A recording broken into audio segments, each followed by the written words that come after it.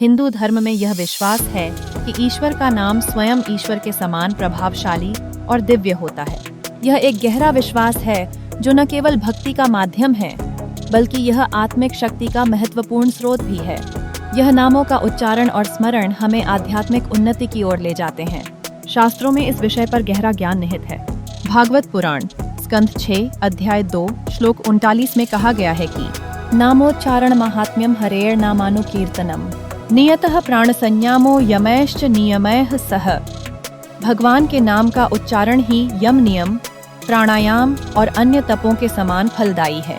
हरे नाम का कीर्तन आत्मा को शुद्ध करता है। भगवान के नाम का उच्चारण यम नियम एवं प्राणायाम के समान फलदायी है। यह नाम जप कर आत्मा को शुद्ध कर देता है, जो आत्मज्ञान की ओर ले जाता है। इसी प्रकार कली संतरण उपनिषद इस बात की पुष्टि करता है कि हरे राम राम राम हरे हरे, हरे कृष्ण कृष्ण कृष्ण हरे हरे। यह महामंत्र कलयुग में मोक्ष और शांति प्राप्त करने का सर्वश्रेष्ठ साधन है। इसमें नाम स्मरण की महिमा स्पष्ट की गई है। इसमें नाम स्मरण की महिमा को उच्चारित किया गया है, जो अपेक्षित शांति की प्राप्ति में सहायक है। रामचरितमानस तुलसीदास जी। नाम जपत मंगल दिसि दसहूं, होई न शंका सपनहूं। भगवान का नाम जपने से 10 दिशाओं में मंगल होता है और कोई भय या संशय नहीं रहता। भगवान के नाम के साथ जुड़ी नाद ब्रह्म की अवधारणा भी अत्यंत महत्वपूर्ण है। वेदों में कहा गया है, नाद ब्रह्म इति स्मृतम। ब्रह्म ही नाद है और नाद ही ब्रह्म है। नाद ध्वनि से ही सृष्टि की उत्पत्ति हुई है।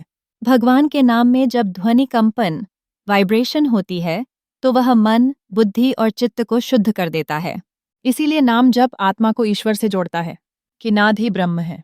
जब हम ईश्वर के नाम का उच्चारण करते हैं तो यह ध्वनि कंपन से मन और बुद्धि को शुद्ध करने में मदद करता है। इस प्रक्रिया से आत्मा ईश्वर के साथ जुड़ जाती है और जीवन में एक नई ऊर्जा का संचार होता है। मनुस्मृति में शब्दों की शक्ति का भी उल्लेख मिलता है। सत्यम ब्रूयात, प्रियम ब्रूयात न ब्रूयात सत्यम प्रियम। शब्दों की शक्ति को दर्शाते हुए यह श्लोक कहता है कि शब्दों का प्रभाव होता है। तो जब सामान्य शब्दों में शक्ति है तो ईश्वर के नाम में तो अनंत शक्ति है, जिसका अर्थ यह है कि जब सामान्य शब्दों में शक्ति होती है तो ईश्वर के नाम में तो अनंत शक्ति निहित होती है। इसके अलावा अजामिल की कथा यह दर्शाती है कि भगवान का नाम लेते ही जीवन के कठिनतम क्षणों में भी हमें बचा सकता है। मनोवैज्ञानिक दृष्टिकोण से भी ईश्वर का नाम स्मरण महत्वपूर्ण है। यह हमारे मानसिक स्वास्थ्य को सुधारता है और तनाव को कम करता है। संत तुलसीदास और संत कबीर जैसे महापुरुषों ने भी ईश्वर के नाम को मुक्ति का साधन बताया है। उनका उद्देश्य यही था कि नाम जपने से हम अपने जीवन में सकारात्मक परिवर्तन लाकर आत्मिक उन्नति की ओर अग्रसर हो सकें। निष्कर्षतः ईश्वर के नाम में शक्ति है क्योंकि यह स्वयं ईश्वर का स्वरूप है। शास्त्रों, उपनिषदों, पुराणों और संतों के क्षेत्रों से नाम के महत्व को प्रमाणित किया गया है। यह न केवल मानसिक और आध्यात्मिक परिवर्तन लाता है, बल्कि हमें सामाजिक स्तर पर भी संतोष और शक्ति प्रदान करता है।